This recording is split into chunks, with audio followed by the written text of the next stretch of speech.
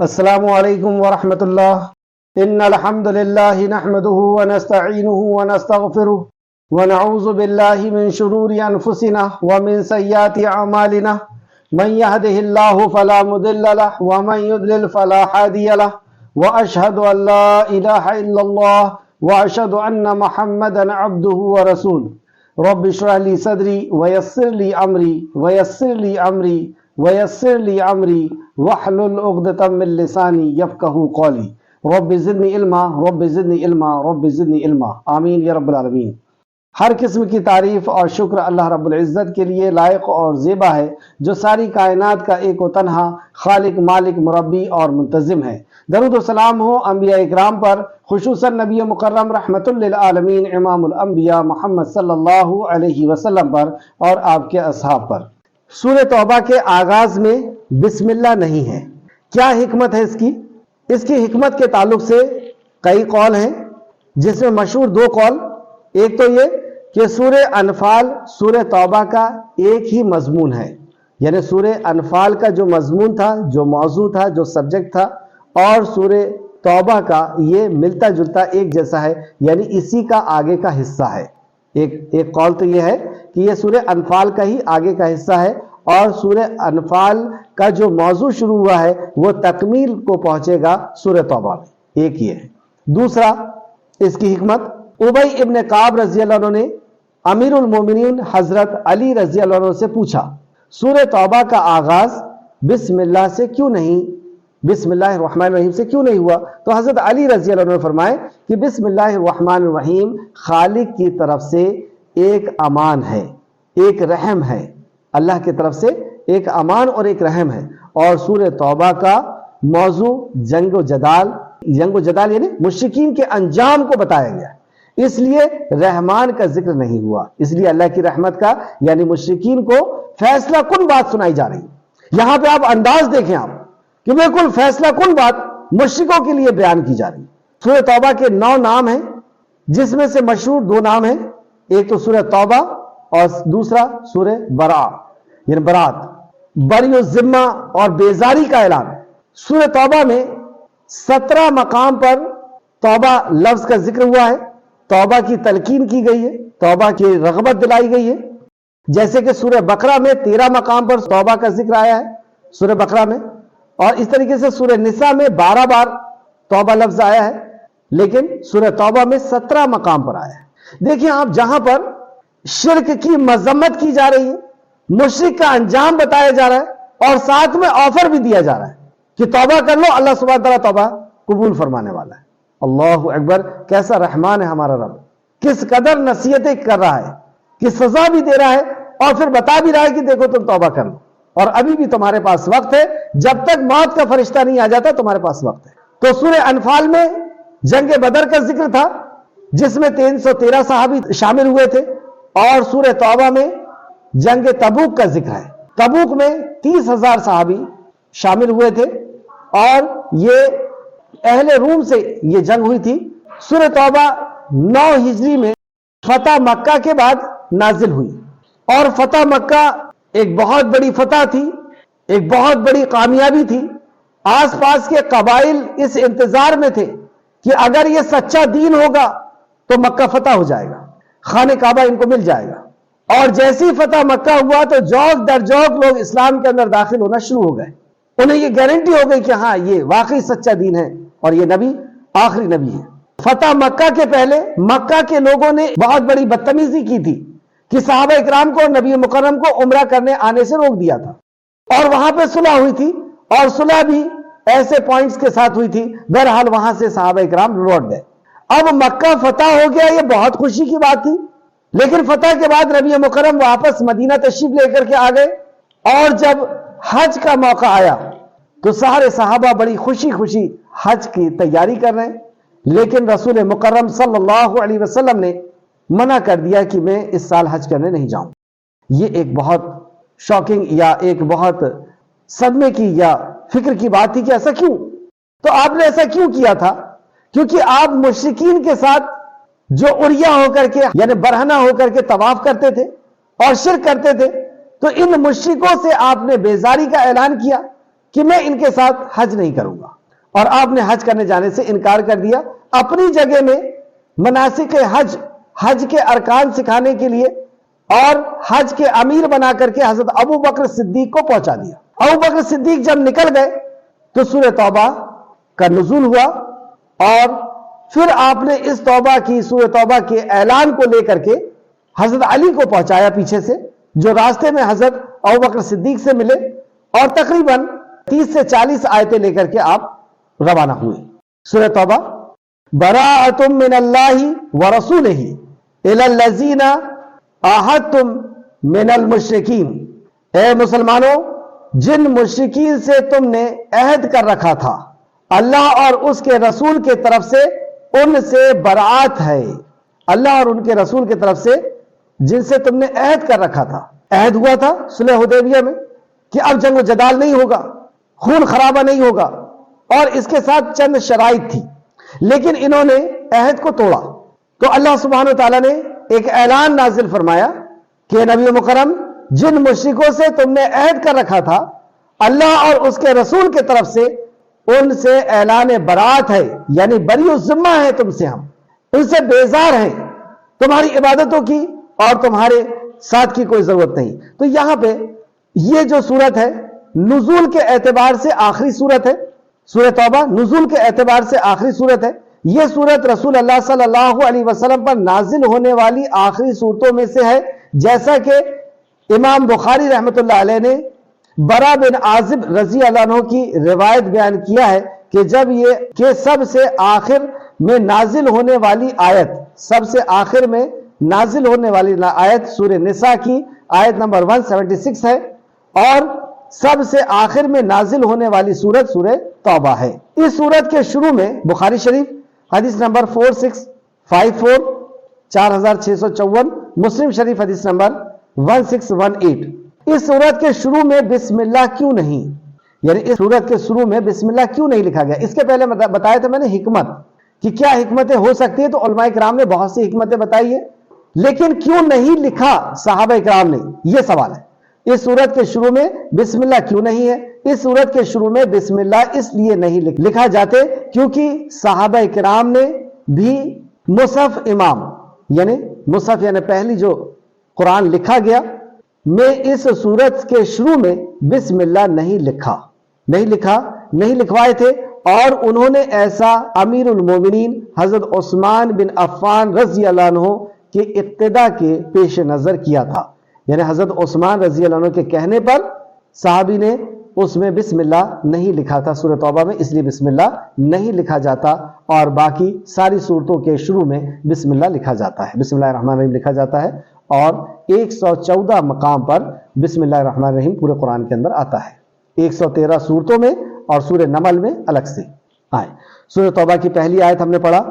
کہ اے مسلمانوں، جن مشرکوں سے تم نے عہد کر رکھا تھا، اللہ اور اس کے رسول کی طرف سے ان سے برات ہے۔ چنانچہ اے مشرکوں، اللہ رب العزت مشرکوں سے خطاب کرتا ہے، چنانچہ اے مشرکوں، تم زمین میں 4 ماہ چل پھر لو، 4 مہینے حرمت والے چل پھر لو، اور جان لو کہ تم اللہ کو عاجز نہیں کر سکتے، اور بے شک اللہ کافروں کو رسوا کرنے والا ہے، جان لو۔ تم آپ نے دیکھا ہوگا اسی طریقے کا انداز لوط علیہ السلام کی قوم کے لیے آیا تھا، جب لوط علیہ السلام کی قوم حضرت لوط علیہ السلام کو رسوا کر رہی تھی، پریشان کر رہی تھی، اور جو 2 مہمان آئے ہوئے تھے جو انسان کی شکل میں حضرت جبرائیل علیہ السلام اور میکائیل علیہ السلام تھے، ان کے ساتھ بدتمیزی کر رہے تھے، تو جبرائیل علیہ السلام نے ایک مٹھی مٹی اٹھا کر کے ان کی طرف ڈالی، جس سے وہ اندھے ہو گئے، اور اشارے سے اپنے گھر کی طرف جب جانے لگے، تب جبرائیل علیہ السلام نے حضرت لوط علیہ السلام کو بتایا کہ آپ ڈریے نہیں، پریشان مت ہوئیے، ہم اللہ کے فرشتے ہیں، میں جبرائیل ہوں، اور کل ان کا انجام، کل ان کے لیے فیصلے کا دن ہے، اور کیا صبح قریب نہیں؟ صبح قریب ہے، اب رات بھر یہ خوب جو کچھ نافرمانیاں کر سکتے ہیں، بغاوت کر سکتے ہیں، آپ کے خلاف سازشیں کر سکتے ہیں، آپ کے دین کے خلاف سازشیں کر سکتے ہیں، یہ کر لیں، کیا صبح قریب نہیں؟ اس طریقے سے ایک اور نبی کی طرف حکم آیا تھا کہ 3 دن کے بعد ان کے اوپر عذاب آنے والا ہے، اور یہاں پر 4 مہینے کی ان کو مہلت دی گئی۔ اللہ سبحانہ و تعالیٰ کی طرف سے اور پھر ساتھ میں توبہ کی تلقین بھی کی جا رہی ہے۔ اللہ ایسا رحمان ہے کہ ساتھ میں یہ بھی کہہ رہا ہے کہ توبہ کر لو، ابھی بھی تم بچ سکتے ہو، ورنہ اللہ کی گرفت سے، اللہ کی پکڑ سے، اللہ کے عذاب سے تم بچ نہیں پاؤ گے۔ تو اے مشرکو، تم زمین میں 4 ماہ چل پھر لو اور جان لو کہ تم اللہ کو عاجز نہیں کر سکتے، اللہ کو تھکا نہیں سکتے، اور یہ کہ اللہ کافروں کو رسوا کرنے والا ہے۔ اور حج اکبر کے دن اللہ اور اس کے رسول کے طرف سے لوگوں کے لیے اعلان ہے کہ بلا شبہ اللہ اور اس کے رسول مشرکوں سے بری ذمہ ہیں، مشرکوں سے بیزار ہیں۔ اس آیت پہ غور کریں، یہ جو حج کرنے پہنچے ہیں یہ کون لوگ ہیں؟ یہ وہ لوگ ہیں جو اللہ کو مانتے ہیں، جنہوں نے نمازیں پڑھی ہے، جنہوں نے طواف کیا ہے، جنہوں نے حج کے لیے اپنی دولت کو خرچ کی ہے، اور جنہوں نے اللہ رب العزت کی عبادت کی ہے۔ ان کے لیے اللہ رب العزت اعلان کروا رہا ہے کہ تمہاری عبادت کا ہمیں کوئی لینا دینا نہیں ہے، تمہاری عبادت سے ہم برات کا اعلان کرتے ہیں، تم سے بری ذمہ ہے، تمہاری کوئی ذمہ داری ہمارے اوپر نہیں۔ ایسا ان کو دھتکار کے انداز میں بات کی جا رہی ہے۔ ایسا عمل ہے یہ شرک، کہ اگر شرک ہو تو اللہ سبحانہ تعالیٰ کسی نعمت، کسی عبادت کو قبول نہیں فرماتا۔ حج جیسی عبادت ہے، لیکن اللہ رب العزت فرما رہا ہے کہ اللہ بھی اور اللہ کا نبی بھی بیزار ہے ان سے جا کر کے ان کو اعلان کر دیجئے۔ تو شرک ایسا کبھی گناہ ہے، ایسا بڑا گناہ ہے، ایسا خطرناک گناہ ہے جو سارے رشتوں کو توڑ کر کے رکھ دیتا ہے، نبی سے، مومنوں سے اور اللہ سبحانہ تعالیٰ سے۔ اللہ رب العزت ہم سب کو اس شرک جیسے کبیرہ گناہ سے محفوظ رکھے، آمین یا رب العالمین۔ محمد بن اسحاق نے بیان کیا ہے کہ رسول اللہ صلی اللہ علیہ وسلم پر سورہ برات نازل ہوئی تو آپ حضرت ابوبکر صدیق کو امیر حج بنا کر روانہ کر چکے تھے۔ آپ کی خدمت میں عرض کیا گیا، اے اللہ کے رسول، اگر آپ یہ صورت دے کر کسی کو ابو بکر کے پاس پہنچا دیں، یعنی آپ سے یہ عرض کیا گیا کہ یہ صورت کیونکہ ان کو اعلان کرنے کے لیے نازل ہوئی ہے تو آپ کسی کو پہنچا دیں، تو آپ نے فرمایا صلی اللہ علیہ وسلم، میرے طرف سے میرے اہل بیت ہی میں سے کوئی شخص یہ صورت پہنچائے گا۔ پھر آپ نے حضرت علی رضی اللہ عنہ کو بلایا اور فرمایا، حضرت علی رضی اللہ عنہ کو بلایا اور سورہ برات کی ابتدا میں مذکور اس قصے کے ساتھ نکلوایا اور فرمایا، یعنی آپ نے حضرت علی کو بلا کر کے اور تقریباً 30 سے 40 آیتیں دی اور پہنچایا کہ انہیں خبردار کر دو۔ آپ صلی اللہ علیہ وسلم نے فرمایا، قربانی کے دن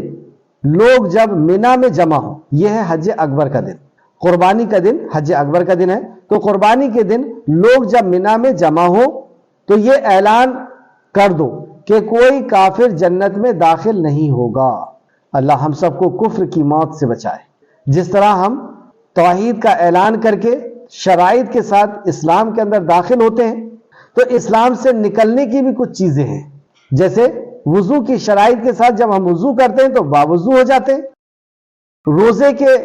شرائط کے ساتھ جب ہم روزے سے ہوتے ہیں تو ہم روزے دار ہو جاتے ہیں، لیکن کچھ چیزیں ایسی ہوتی ہیں جو روزے کو توڑ دیتی ہیں۔ جان بوجھ کر کے اگر ہم نے پانی اور کھانا کھایا تو روزہ ٹوٹ جائے گا، اس طریقے سے وضو بھی ٹوٹ جاتا ہے۔ اسی طریقے سے کچھ عمل اور کچھ عقیدے ایسے ہیں جو دائرے اسلام سے نکال دیتے ہیں، جو توحید کے دھاگے کو توحید کو توڑ دیتے ہیں، یعنی ہمیں کفر میں داخل کر دیتے ہیں۔ جیسے جب روزہ ٹوٹتا ہے تو ہم روزدار نہیں رہتے، وضو ٹوٹتا ہے تو ہم باوضو نہیں رہتے۔ اس طریقے سے جب توحید ٹوٹتی ہے، کلمہ ٹوٹتا ہے، تو پھر ہم کفر میں شامل ہو جاتے ہیں۔ اللہ رب العزت ہم سب کو ایسے عقائد اور ایسے عمل سے بچائے کہ ہم اسلام سے کفر کے اندر چلے جائیں۔ اور کفر کے تعلق سے نبی مکرم صلی اللہ علیہ وسلم نے حضرت علی سے فرمایا کہ حج اکبر کے دن آپ اعلان کر دیجئے، کہ اعلان کر دیں کہ کوئی کافر جنت میں داخل نہیں ہوگا، اس سال کے بعد کوئی مشرک حج نہیں کرے گا۔ دوسرا اعلان، اس سال کے بعد کوئی مشرک حج نہیں کرے گا، یعنی ان کے حج کی کوئی وقت اور قیمت نہیں ہے اللہ سبحانہ تعالیٰ کے پاس، اور ان کو حج سے روک دیا گیا۔ ان مشرکوں کو کوئی عریہ ہو کر، تیسرا اعلان، کوئی عریہ ہو کر بیت اللہ کا طواف نہیں کرے گا۔ ان کی ایک رسم تھی کہ یہ برہنہ ہو کر کے خانہ کعبہ کا طواف کرتے تھے، اور اس کا لاجک یہ بتاتے تھے کہ اس کپڑے پہ ہم نے گناہ کیا ہے تو یہ کپڑا پہن کر کے ہم طواف کیسے کریں؟ تو وہ چمڑا بھی تو تھا جس کے اوپر تم نے گناہ کیا، اور چمڑے کو بھی اتار دو۔ تو یہ ایسا ان کی بے تکی باتیں ہوا کرتی ہیں، جو شریعت کے خلاف جو نیا دین بناتے ہیں ان کی باتوں میں ایسی کوئی وزن نہیں ہوتا۔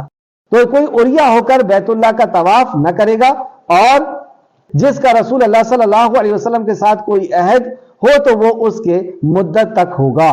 ساتھ میں یہ بھی بتا دیا گیا کہ عہد کا پاس و لحاظ رکھا جائے گا، جس سے جو عہد کیا گیا ہے اس کے عہد کو پورا کیا جائے گا۔ حضرت علی رضی اللہ عنہ ناقہ قصوہ پر سوار ہوئے، یعنی اونٹ پہ سوار ہو کر روانہ ہوئے، یہاں تک کہ حضرت ابوبکر صدیق رضی اللہ عنہ کے ساتھ راستے میں مل گئے۔ حضرت ابوبکر صدیق نے آپ سے پوچھا کہ کیا آپ امیر ہو کر کے آئے ہیں؟ تو آپ نے فرمایا کہ نہیں، میں امیر نہیں ہوں۔ مطلب امیر حضرت ابوبکر صدیق ہی رہے، اور آپ نے آپ کی قیادت میں اور اللہ رب العزت کے اس فرمان کو جو نبی مکرم صلی اللہ علیہ وسلم نے فرمایا تھا، آپ نے یہ اعلان کروایا، اور اعلان اس طرح سے شروع ہوا۔ اور حج اکبر کے دن اللہ اور اس کے رسول کے جانب سے لوگوں کے لیے اعلان ہے کہ بلا شبہ اللہ اور اس کا رسول مشرکوں سے بری ذمہ ہے، لہذا اے مشرکو۔ اب دیکھیں اتنا بڑا گناہ جو ظلم عظیم بھی کہا، اور جو ایسا جرم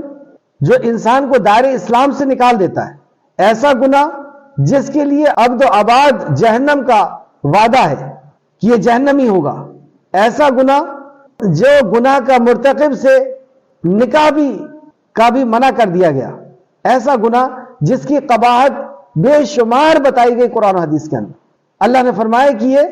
شر البریہ ہے، بدترین مخلوق ہے اللہ کے نزدیک، لیکن اس کے باوجود بھی رحمان اعلان فرماتا ہے۔ اللہ سبحانہ تعالیٰ نے آیت نمبر 3 میں ہی اعلان فرمایا، لہٰذا اے مشرکو اگر تم توبہ کر لو تو تمہارے لیے بہتر ہے، یعنی اگر تم توبہ کر لو گے تو اللہ رب العزت معاف کرنے والا ہے، اگر تم توبہ کر لو گے تو یہ تمہارے لیے بہتر ہوگا، ورنہ تمہاری دنیا بھی تباہ ہونے والی ہے اور آخرت بھی تباہ ہونے والی ہے۔ کتنا بڑا ان کو موقع دیا گیا، 4 مہینے کا موقع، خوب سوچو سمجھو اور توبہ کر لو۔ اگر تم توبہ کر لیتے ہو تو یہ تمہارے لیے بہتر ہوگا دنیا اور آخرت کے انجام سے، اور اگر تم نے حق سے منہ موڑا، حق ہے نہیں، ساری کائنات کا خالق اور مالک کوئی انسان تو نہیں ہو سکتا، سورج چاند زمین و آسمان کا بنانے والا کوئی جانور، کوئی پتھر اور کوئی پیڑ تو نہیں ہو سکتا، کوئی انسان اور کوئی فرشتہ تو نہیں ہو سکتا، اور یہی کہا جا رہا ہے کہ جو ساری کائنات کا خالق اور مالک ہے اس کو خالق اور مالک مان کر کے اس کو قبول کر لو۔ اور اگر تم نے حق سے منہ موڑا، یہ حق ہے اور ہر انسان اس بات کو جانتا ہے، اس کا دل اس بات کو تسلیم کرتا ہے کہ واقعی رب جو ہے وہ اللہ ہے، اور مشرکین مکہ بھی رب اللہ رب العزت کو مانتے تھے، وہ کہتے تھے کہ ہاں سورج چاند زمین و آسمان کا بنانے والا اللہ ہے، زمین میں سے غلہ نکال کر کے دینے والا اللہ ہے، بارش کا برسانے والا، زندگی اور موت کا مالک اللہ ہے، اس کے وہ قائل تھے، لیکن اس کی عبادت میں کسی کو شریک کرتے تھے، اس کے اسماء الحسنی میں کسی کو شریک کرتے تھے۔ تو اللہ سبحانہ تعالیٰ نے فرمایا اور اگر تم نے حق سے منہ موڑ رکھا تو جان لو کہ تم اللہ کو عاجز نہیں کر سکتے، اللہ رب العزت سے کہیں تو بھاگ کے نہیں جا سکتے، اس کو تھکا نہیں سکتے، اللہ کو عاجز نہیں کر سکتے۔ اور اے نبی آپ ان کافروں کو دردناک عذاب کی خبر سنا دیجئے، ان کفر کرنے والوں کو دردناک عذاب کی خبر سنا دیجئے۔ آیت نمبر 4، لیکن جن مشرکوں سے تم نے عہد کیا ہے پھر انہوں نے تمہارے حق میں کوئی کمی نہیں کی، یعنی عہد کو نہیں توڑا، اور نہ تمہارے مقابلے میں کسی کی مدد کی، تو ان کے مقررہ مدت تک ان کا عہد پورا کرو، بے شک اللہ متقیوں کو پسند کرتا ہے۔ یہ تقوی ہے کہ عہد کو پورا کرے، وعدے کو پورا کرے، جس سے جو وعدہ کر لے، جو کمٹمنٹ کر لے اس کو پورا کرے۔ یہاں دیکھیں فتح مکہ ہو چکی ہے، صحابہ اکرام کے پاس پورے پاورز ہیں اور وہ جو چاہیں وہ فیصلہ لے سکتے ہیں، لیکن اس کے بعد بھی بتایا جا رہا ہے کہ نہیں، عہد کر لیو تو عہد کو پورا کرنا ہوگا۔ یہ ہے مومن کی زبان اور اس کی اہمیت۔ آیت نمبر 5، پھر جب حرمت والے مہینے گزر جائیں تو تم مشرکوں کو جہاں کہیں پاؤ قتل کر دو اور انہیں پکڑ لو اور ان کا محاصرہ کرو، یعنی اس کو گھیر لو اور ہر گھات کی جگہ ان کی طاق میں بیٹھے رہو، پھر اگر وہ توبہ کر لیں، ابھی پھر آفر دیا جا رہا ہے اس آیت کے اندر بھی، آیت نمبر 5 کے اندر، کہ جب وہ 4 مہینے پورے ہو جائیں، یعنی ربیع الاخر کی 10 تاریخ جب ہو جائے، ربیع الاخر کی جب 10 تاریخ ہو جائے تو پھر ان سے تمہارا پھر سے مقابلہ ہوگا، اور اس کے باوجود بھی اگر یہ توبہ کر لیتے ہیں، یعنی پچھلی زندگی سے یہ توبہ کر لیتے ہیں، یہ سود خوری کو، عورتوں پہ ظلم کو شراب کو، خوریزی کو، مرڈر اور زنا کو چھوڑ دیتے ہیں، یہ ایک رب کی عبادت پر آ جاتے ہیں، یہ اللہ کے لیے نماز کو قائم کرنے والے ہو جاتے ہیں، لوگوں کا حقوق ادا کرنے والے ہو جاتے ہیں، یعنی زکوٰۃ دینے والے ہو جاتے ہیں، تو پھر ان کا راستہ چھوڑ دو۔ تو اللہ نے فرمایا پھر اگر وہ توبہ کر لیں اور نماز قائم کریں اور زکوٰۃ دیں تو ان کی راہ چھوڑ دو۔ تو اس سے پتہ چلا کہ توبہ کی کیا اہمیت ہے، کہ اتنا بڑا گنہگار ہے کہ اللہ رب العزت نے اس کے لیے فیصلہ فرما دیا، اور یہ اصل میں مسلسل چلا آ رہا ہے۔ اگر کوئی صرف 5 نمبر کی آیت کو لے کر کے اور بات کرے تو یہ مناسب نہیں ہے، اس کو دیکھنا ہوگا کہ اس کے پہلے کیا بات چل رہی ہے، کب یہ آیت نازل ہوئی، کس کے لیے یہ آیت نازل ہوئی، صحابہ اکرام کے ساتھ کیا حادثے ہوئے تھے، ان کے ساتھ کیا ظلم ہوئے تھے، اور پھر بعد میں جب فتح مکہ ہوا اور ان کو پھر سے آفر دیا گیا کہ اپنی پرانی زندگی کو تم چھوڑ دو اور سو امن و امان کے اندر آ جاؤ، اور اگر اس کے بعد بھی نہیں آتے ہو اور تم عہد توڑ رہے ہو، تو عہد اگر تم نے توڑ دیا ہے تو پھر 4 مہینے کی پھر سے مہلت دی جا رہی ہے، اور اس کے بعد کہا جا رہا ہے کہ اب انہیں چھوڑنا نہیں ہے، لیکن اس کے بعد پھر اللہ رب العزت نے انہیں آفر دے دیا، پھر اگر وہ توبہ کر لیں اور نماز قائم کریں، اس رب کی عبادت کے لیے تیار ہو جائیں اور زکوٰۃ ادا کریں، یعنی مخلوق کا حق ادا کریں، محتاجوں کو، غریبوں کا، مسکینوں کا، رشتہ داروں کا، جو غریب رشتہ دار ہیں ان کا حق ادا کر دیں، تو ان کی راہ چھوڑ دو، پھر ان کو کسی بھی حالت میں نقصان نہیں پہنچا سکتے۔ بے شک اللہ بہت بخشنے والا اور نہایت رحم فرمانے والا ہے۔ ان اللہ غفور رحیم، واقعی اتنا بڑا اللہ رب العزت کا حق ماننے کے باوجود بھی اللہ رب العزت بار بار یہ کہتا ہے کہ تم توبہ کر لو تو میں تمہارے گناہوں کو معاف کر دوں۔ توبہ یعنی اس زندگی کو چھوڑ کر کے اور اللہ کے مطابق، اللہ کے بتائے ہوئے فرمان کے مطابق زندگی کو جینے لگنا۔ یہاں پر ہماری کلاس ختم ہوتی ہے، کل انشاءاللہ 6ویں نمبر کی آیت رہے گی۔ آخر میں اللہ سبحانہ تعالیٰ سے دعا ہے کہ خالق مالک جو کچھ بھی ہم نے پڑھا اس پہ ہمیں مزید غور و فکر کرنے کی تو توفیق عطا فرما، جب تک ہمیں زندہ رکھ، ایمان، اخلاص اور عمل صالح کے ساتھ ہمیں زندہ رکھ، ہمارا خاتمہ بالخیر فرما۔ اے اللہ ہمیں مہاجر اور انصار کی، یعنی صحابہ اکرام کی صحیح معنوں میں اتباع کرنے کی توفیق عطا فرما، جس طرح انہوں نے قرآن و حدیث کو سمجھا اور عمل کیا۔ اے اللہ ہمیں بھی ویسے ہی قرآن و حدیث کو سمجھنے، اس پہ ایمان لانے اور عمل کرنے کی توفیق عطا فرما، تاکہ تو ہمارے لیے بھی یہ فرما دے رضی اللہ عنہم ورضوا عنہ۔ اے اللہ ان لوگوں میں ہمیں بھی شامل فرما دے جو صحیح معنوں میں قرآن و حدیث کو صحابہ کے منہج پر سمجھتے ہیں۔ اے اللہ جو عہد کو پورا کرتے ہیں ان لوگوں میں ہمیں شامل فرما دے۔ اے اللہ عہد کا پاس و لحاظ کرنے والوں میں ہمیں شامل فرما لے، شرک کی قباحت سے ہمیں بچا لے، شرک کی برائی سے ہمیں بچا لے، جب تک زندہ رکھ توحید پر زندہ رکھ اور توحید پر ہی ہمارا خاتمہ کرما۔ اے اللہ شرک سے ہم سب کو محفوظ کر لے، شرک سے ہم سب کو بچا لے، آمین یا رب العالمین۔ اللہم صلی علی محمد وعلی آل محمد کما صلیت علی ابراہیم وعلی آل ابراہیم انک حمید مجید۔ اللہم بارک علی محمد وعلی آل محمد کما بارکت علی ابراہیم وعلی آل ابراہیم انک حمید مجید۔